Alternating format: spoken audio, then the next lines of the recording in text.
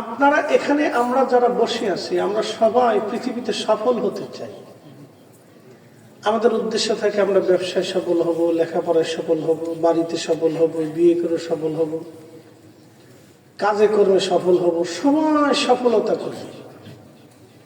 আচ্ছা বলেন তো, মানব জীবনের সর্বশ্রেষ্ঠ সফলতা কি? আল্লাহকে সন্তুষ্ট করা এবং আল্লাহর নবীকে খুশি করা। কথা ঠিক আছে না ভাই? এর উপরে কি আর কোন সফলতা আছে? কারণ আপনি যত সুন্দর বাড়ি করেন, ওটা রেখে আপনাকে কবর যেতেই হবে। কথা ঠিক আছে না?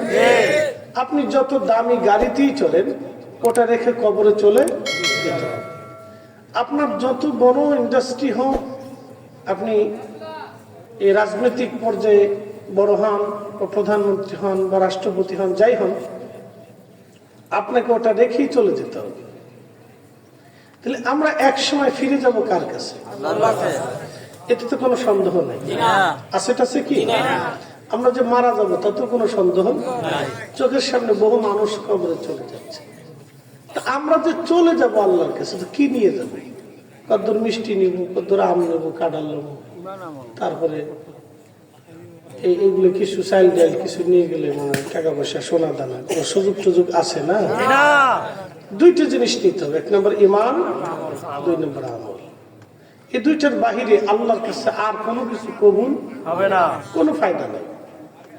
তাহলে আমি একবারে 3.5 ঘন্টার ওয়াজ 3 মিনিটে শেষ করে দিচ্ছি। মানে 3.5 ঘন্টা দিয়ে ওয়াজ করবো, আমি 3 মিনিটে বলে শেষ করে দিচ্ছি। এখন আমরা এই কয়টা কথা যদি নিয়ে যেতে পারি, তাহলে ওয়াজ আল্লাহ কেনা। কিন্তু তারপরও আপনাদের সামনে করতে হবে, আপনাদেরকে বোঝানোর জন্য। প্রিয় উপস্থিতি, আমি জানি অনেকেই বাহিরে ঘুরতেছে, তারা চিন্তা করতেছে তবারক যখন দিবে তখন বসবো।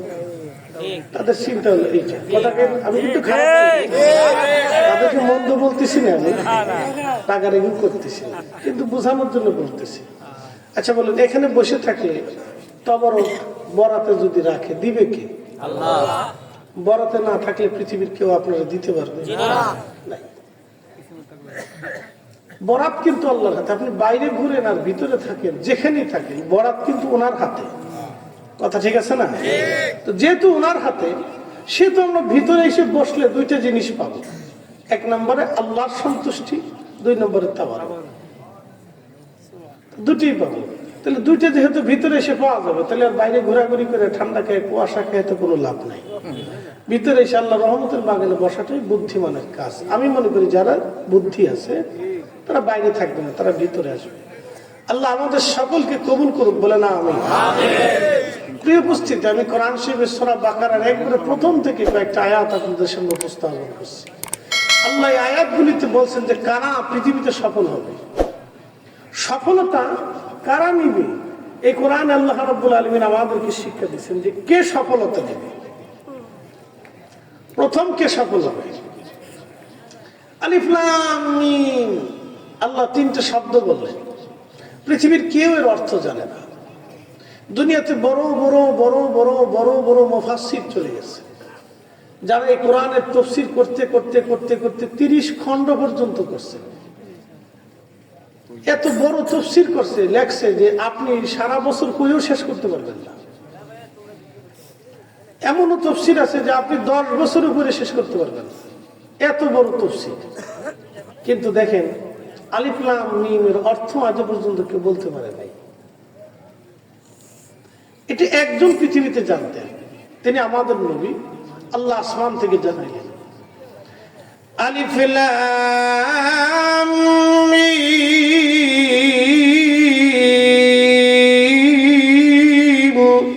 আল্লাহু আকবার। জিবরাইল ওহী নিয়ে আসছেন, নবীজির কালবে ঢেলে দিলেন।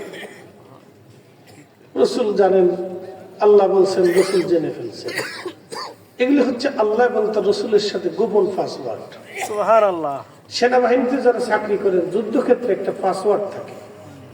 প্রাণীর যুদ্ধ চলতেছে, বাংলাদেশের সেনাবহরের ভিতরে এখানে 5000 সৈন্য আছে। এই 5000-এর ভিতরে গোপনে পাসওয়ার্ড জানানো হবে।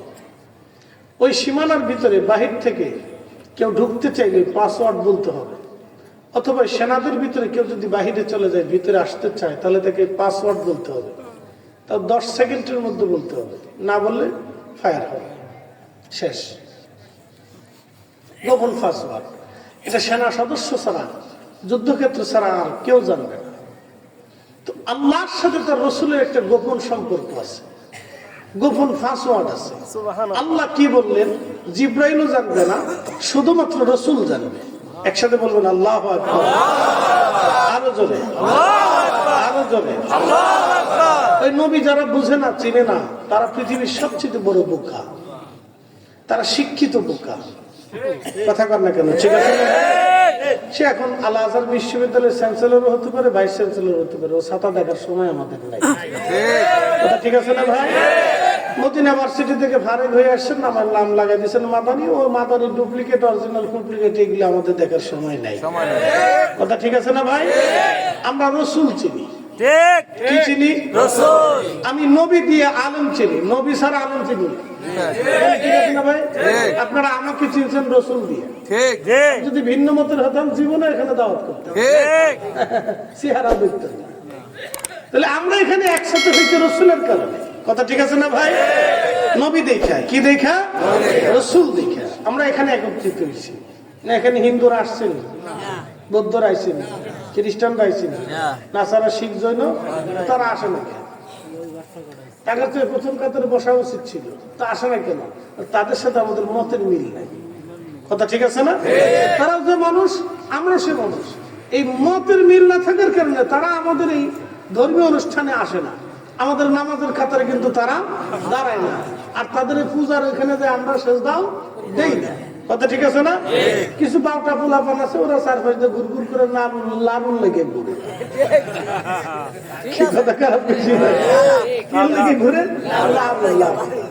ওরা লালু খাইবো, লালুন লেগে ঘুরে, লালুন লেগে ঘুরে।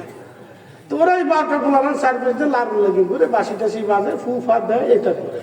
ঠিক আছে, কিন্তু ভিতরে দেখিয়া কোন সময় সেজদা দেয় নাকি? ঘুরে লালুন লেগে, কিন্তু সেজদা দেয়। তো আমাদের দেশে হিন্দু যারা আছে, তারা আমাদের মাহফিল টাফিল আসে, কোনাকাঞ্চিতে শুনে টুনে ঘুরে চলে যায়। তারাও আমরা এখানেও আসে লালুন লেগে। বুঝতে পারছেন না? এর ফোলাফোন লালুন লেগে যায়, এই ফোলাফোনের দিকে আসে লালুন লেগে, লালুন। তো মনোযোগ দেন, কারণ কি? মতের মিল নাই। তারা বলে আমাদের এই বিদ্যার দেবতা আলাদা, পানির দেবতা আলাদা, বৃষ্টির দেবতা আলাদা, আলোর দেবতা আলাদা, কল্যাণের দেবতা আলাদা, সাপের দেবতা আলাদা, দুধের দেবতা আলাদা। এগুলো গরুরা মার পায়, তাদের বিশ্বাস। তারা এরকম বহু দেবতায়, বহু খোদায় বিশ্বাসী। আপনি যদি মহারাষ্ট্রে যা জিজ্ঞেস করেন তোমার বড় দেবতাকে, তো এক নাম বলবে। আপনি যদি ওই দিল্লিতে এসে বলেন তোমার বড় ভগবানকে, তো আর এক নাম বলবে। আপনি যদি অন্ধ্রপ্রদেশে যা বলেন তোমার বড় ভগবানকে, হিন্দুকে, তাহলে আর এক ভগবানের নাম বলবে। আপনি যদি ওই কলকাতা এসে জিজ্ঞেস করেন তোমার বড় ভগবানকে, বলে মা দুর্গা। আপনি যদি ওই নেপালে চলে যা বলেন হিন্দু তোমার বড় ভগবানকে, বলে আমার বড় ভগবানের নাম কৃষ্ণা। এরকম প্রত্যেক প্রদেশে প্রদেশে এক একজন বড় ভগবান আছে। আমাদের সবাইকে যদি এক বাক্যে জিজ্ঞেস করেন তোমার রবকে, তা আমরা সবাই বলে দেবো আল্লাহ। কথা ঠিক আছে না ভাই? আমাদের আর কোন বড় ছোট মাঝে সাইজে এগুলো কিচ্ছু নেই, আমরা একজনই। কথা কন না, ঠিক আছে না? কয়জন? একসাথে বলুন, কয়জন? একজন। আল্লাহু আকবার, একজন। কথা ঠিক আছে না? কখনো তোমাকে যদি ভুলি, হেদায়েতের আলো জেলে নিয় কাছে তুলি, ঠাই দিও প্রিয়তম অগমহিয়ান, তুমি রহমান, তুমি মেহেরবান। অন্ধ গাহে না শুধু তোমারি গুণগান, বুঝেও বুঝে না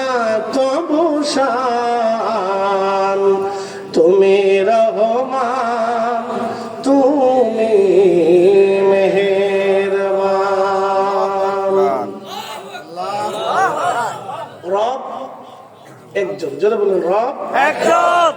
সারা পৃথিবীর সব জ্ঞান বিজ্ঞান এক জায়গা হলে আল্লাহর দেওয়া একটা চোখের মতো কি চোখ বানাইতে পারবে?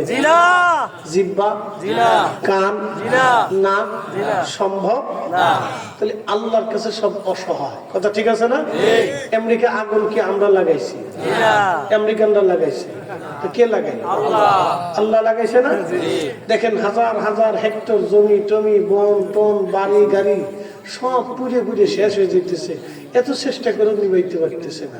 আল্লাহ বুঝাই দিল, হাতে দিয়ে কানে ধরে আল্লাহ বুঝাই দিছে, তোমরা যতই পারাপারি করো আমার একটু আগুন নিবাইতে হারো না।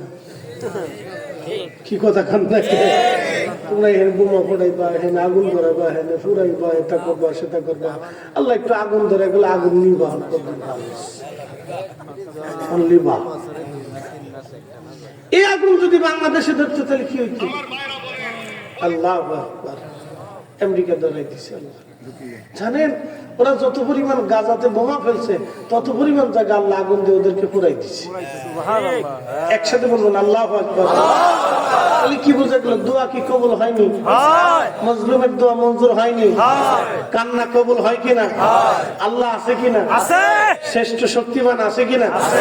তো যারা আগুনের পূজা করে ওখানে গঞ্জ তোরা আবার আগুনের সামনে দিয়ে পূজা দেয়। কি কথা খারাপ বেশি? তোরা আগুন পূজা করে মাজুসি ধর্মের, ওদেরকে এখন বলা উচিত ভাই বহু আগুন ধরছে, তোরা এবার আগুনের সামনে দিয়ে দিয়ে পূজা টুজা কর। তোরা সব আমেরিকা চলে যা, পূজা দিয়ে দেখা, পূজা দিয়ে আগুন নিবে পারস কিনা, পারস কিনা দেখ চেষ্টা পূজা। বাইজিদ বুস্তামির বাড়ির পাশে এক আগুনের পূজারি ছিল, তার নাম ছিল শামাল। 40 বছর ধরে আগুনের পূজা করতেছে, খালি আগুনের সেজদা দেয়, আগুনের ভগবান কয়, খোদা কয়, এটা কয় সেটা কয়, আগুনই সব করে, আগুনই সব দেয়, হায়াত দিচ্ছে আগুন, মৌত দেয় আগুন, এটা করে আগুন, সবই বলে আগুনই করে। তো বাইজিদ বুস্তামি চিন্তা করলো লোকটা তো মৃত্যুর আগে নাফরমান হয়ে মারা যাবে, তো জীবনের শেষবার তার একটু দাওয়াত দিয়ে আসি। তো মুমূর্ষু অবস্থায় তার কাছে যে বললো, শামাউন সারাটা জীবন তো তুমি কুফরির উপরে রইলা, তা তুমি কালেমা পড়ো, জীবনের শেষ সময় আল্লাহকে বিশ্বাস করে যাও। তো শামল কয়, ভাইজি তোমার ধর্ম সত্য, প্রমাণ কি? তোমারটা যে ধর্ম সত্য তার প্রমাণ কি? বুঝবো কেমনি এটা সত্য? তো বাইজিদ কয়, কি সত্য প্রমাণ চাও? তুমি কি দিতে পারবা? তো বাইজিদ বুস্তামি বললো, তাহলে এক কাজ করো, তুমি আগুনে হাত দাও, আমাকে আগুনে হাত দিই। তুমি তো পূজা টুজা করছো, আমি তো করছি টুসি, দেখি কাঠটা পুড়ে যায়, যারটা পুড়বে, যার হাত পুড়ে যাবে বুঝবো তার ধর্ম মিথ্যা, আর যারটা পুড়বে না তারটা সত্য। তাহলে সামন কহা কথা ঠিক আছে। আর সামনের চিন্তা হলো 40 বছরকে 40,000 বছর পূজা দিল, তো আগুন আমার খাতির করতো না। আগুনের ধর্ম তো জ্বালায় পুরাই দেওয়া। এরকম পৃথিবীতে বহুজন এইভাবে প্রমাণ চাইছে যে তোমাদের ধর্ম সত্য, তার প্রমাণটা কি? দেখেন বাইজিদ বুস্তামি দিয়ে শুরু করলাম। তো বাইজিদ বুস্তামি বলতেছে তুমি আগুনে হাত দাও। তো সামল চিন্তা করে আগুন তো আর আমার খাতির করতে না, আগে বাইজিদে হাত দিই, ওর হাত পুড়ে গেলে কেউ তোমারটা মিথ্যা। মরার সময় সিটারি করতেছে, শয়তানে হাসে, বাপ তো আমার সিটও সিটে। তো মরার সময় সে সিটারি ধান্দা করছে, বুঝতে পারছেন? তো বাইজিদ বুস্তামি তো তার চালাকি বুঝছে, অলি তো অলি, অলি কার বন্ধু? আল্লাহ। একসাথে বলে আল্লাহ। আমরা অলিদেরকে ভালোবাসি কিনা? আমাদের দেশে অনেকে নেইমাররে ভালোবাসে, হেতা যেমনি চুল রাহে পোলাপানি এমনি রাহে। মেসিরে ভালোবাসে, হেতা যেমনি কাটিং কুটিং দেয় পোলাপানি এমনি কাটিং দেয়। আল্লাহ রাসূল বলেন আল মারু মা মান আহাব্বা, দুনিয়াতে তুমি যারা ভালোবাসবা তার সাথে তুমি হাসন নাসর তোমার হয়ে যাবে। এই জন্য আমরা সুন্নিদের কপাল ভালো, আমরা ওলিদেরকে ভালোবাসি। হাত উঁচা করে বলেন ঠিক কিনা? আমাদের বুলন্দ নসিব। আর অনেকে বুঝে বুঝুক, না বুঝে না বুঝুক, মানে মানুক না মানে না মানুক, আমাদের বুলন্দ নসিব, আমরা ওলিদেরকে ভালোবাসি। সারা দুনিয়ার যত ওলি আছে আমরা তাদের পক্ষে আছি, ভালোবাসি। কথা ঠিক আছে না ভাই? ভালোবাসতেই থাকবো। তো একজন একজনের সাথে তো কিয়ামতে দেখা হবে।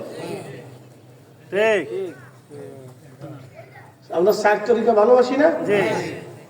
দোয়ার সময় কি 4 জনের নাম বলি না? বলি না? আল্লাহ সব ওলিদের খেদমতে হাদিয়া পৌঁছাও। বাংলাদেশের কয় মাহফিল, সুন্নি মাহফিল ছাড়া অন্য মাহফিলে ওলিদের নামে দোয়া হয় দেখছেন আপনারা?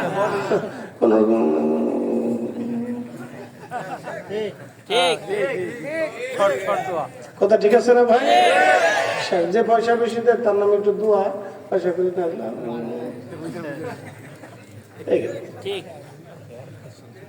শেষ। আমরা তো আউলিয়া কেরামের জন্য দোয়া করি, আলেমদের জন্য দোয়া করি, পীর মাশায়েখদের জন্য দোয়া করি। কথা ঠিক আছে না ভাই? কিয়ামতের ময়দানে 60 জনের সাথে না দেখা না হলে একজনের সাথে তো 360 আউলিয়ার সাথে না হলে শাহজালাল রহমতুল্লাহর সাথে দেখা হইলে হয়ে গেছে, কাম হয়ে যাবে। কথা ঠিক আছে না ভাই? আমরা দিন শুনে পারছি যে আর দেখে তো কত হয়ে যায় পরে। কপাল কপাল কপাল, আমরা কপাল মালা এবলাবান মেশি টেশি মেশি ওইগুলোকে ফাড়াফাড়ি করিস না। এতারা বিয়ে করার আগে পোলা পান হয়, বেশি বিয়ে করার আগে 3 পোলার মালিক হচ্ছে। তাহলে এবার আপনি বুঝেন হালাল না হারাম বুঝছিলেন, বৈধ না অবৈধ বুঝছিলেন। অর্থাৎ এগুলোর সাথে আমাদের কোনো সম্পর্ক নাই। ফুটবল খেলা টেলা দেখবেন শেষ। অত আবেগের কি আছে? কোনটা ঠকলো জিতলো, একবার ঠকে গেলি এই পোলা পানে দেখা যায় যে 3 দিন ঘরেতে বের হয় না, মনে হয় যে বউ মরে গেছে। কোন দল ঠকে গেছে আর ঘরেতে বের হয় না, মনে হয় যে বউ মরে গেছে। খেলে এত আসক্তি কে?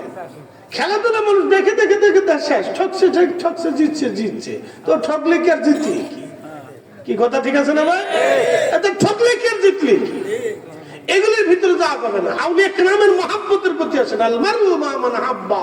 নবী বললেন তুমি যাকে ভালোবাসো হাসরে তার সাথে হাসর নাসর হবে। এইজন্য আমরা পৃথিবীর সব ওলিদেরকে ভালোবাসি, যার কারণে কিয়ামতের ময়দানে এই হাজার ওলির সাথে না হলে একজনের সাথে হয়ে গেলে কাজ হয়ে যায়। প্রিয় উপস্থিতি, হযরত বাইজিদ বুস্তামি রাহমাতুল্লাহ আলাইহি তিনি আগুনের মধ্যে হাত ঢুকিয়ে দিলেন, বিসমিল্লাহ বলে আগুন জ্বলে, কিন্তু বাইজিদ বুস্তামি জ্বলে না।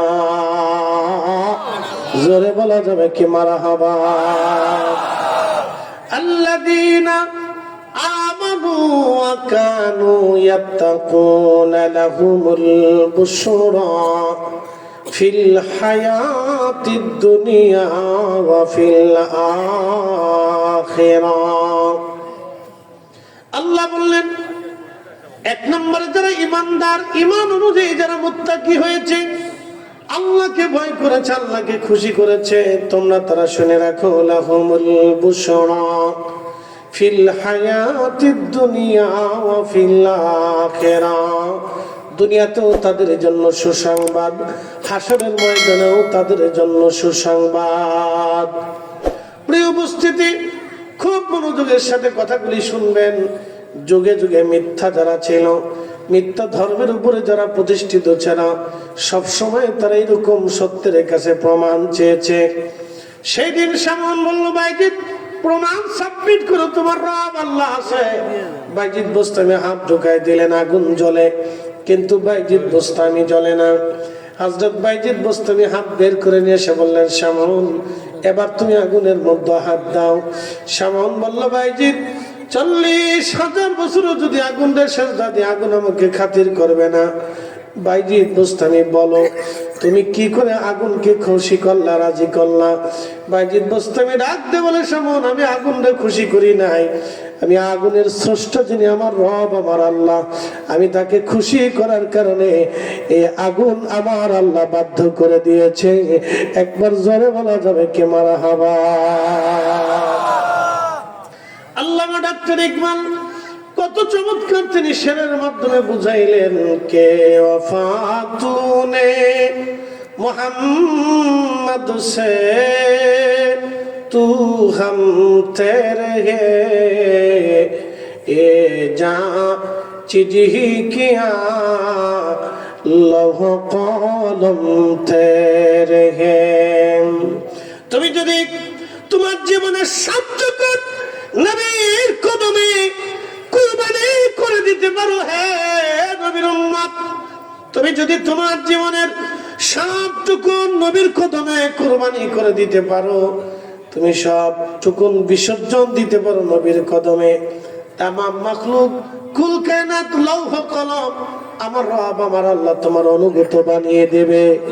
একবার জোরে বলা যাবে কি মারহাবা?